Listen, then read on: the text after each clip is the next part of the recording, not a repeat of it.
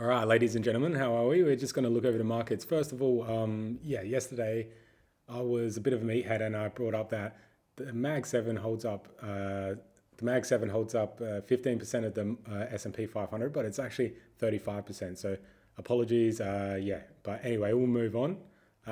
So Mag 7, Meta, Google, Tesla, Amazon, Apple, Microsoft, and Nvidia, all pretty bearish today. So all tech stocks. So understandably, overall, everything looks pretty green and nothing too crazy happening. But anyway, let's just move on.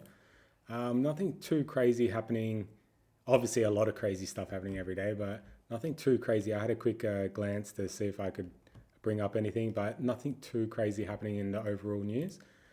Trading news, everything is going smooth. A lot of we'll go into in the calendar news, but just your normal crazy stuff, really. Calendar news. We'll bring it all up. All right. So we got crude oil inventory. So we got This is just a weekly check of the crude oil in the US. Nothing too crazy because it's a weekly checks. It's only yellow. So FOMC. This is the big one. FOMC meeting minutes. So I brought it up before. So where are we? So So it happened in July to 29th. It's 3 weeks ago. So they have they have a 3 week lag. So it's from the Federal Reserve, and it's just Jerome Powell and all of his buddies pretty much just catch up and talk about monetary policy for the United States. So interest rates, stuff like that. But I think more eyes than ever on this one because of what's happening with him and Trump, and Trump trying to get the interest rates lower and things like that. So interesting. I'll link it. So if you would like to read through it, it's a lot of jargon and stuff like that. But you could read through it if you want. I'll link it. But anyway, we'll move back to calendar news. So the Reserve Bank of New Zealand, a government official speaks. So I don't know who this is, but New Zealand pairs moved a lot over the last 24 hours. So a lot of stuff happening in that country at the moment. So trade balance for New Zealand. So just the difference between imported goods and exported goods. So nothing too crazy. The flash manufacturing PMI. So the Purchasing Managers Index, is just a survey, I guess. It's nothing too crazy, but all of these, I was reading through all the news for today, especially down here, all the same: flash manufacturing PMI, flash services PMI. So I'll go through, where were we? I'll go through this one. So survey of 400 purchasing managers, which asked the respondents to rate the relative level of business conditions, including employment, production, new orders, prices, supplier deliveries, and inventory. So that's for 400. And then you get some down here. So where are we? So this is for a survey of 5,000 purchasing managers. So a big difference. We got services and manufacturing. So, and then nothing too crazy. FOMC again.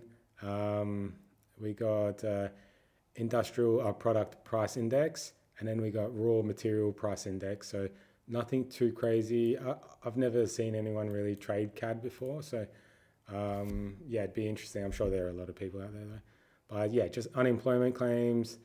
Same flash manufacturing PMI, flash services PMI for USD. So nothing too crazy. But the interesting thing is, I'll bring it up. So we were talking about euro. So all these here are pretty positive. If they're not above 50, they're doing better than the month before. So that for pound and euro and all this kind of stuff. So obviously that one's not too good.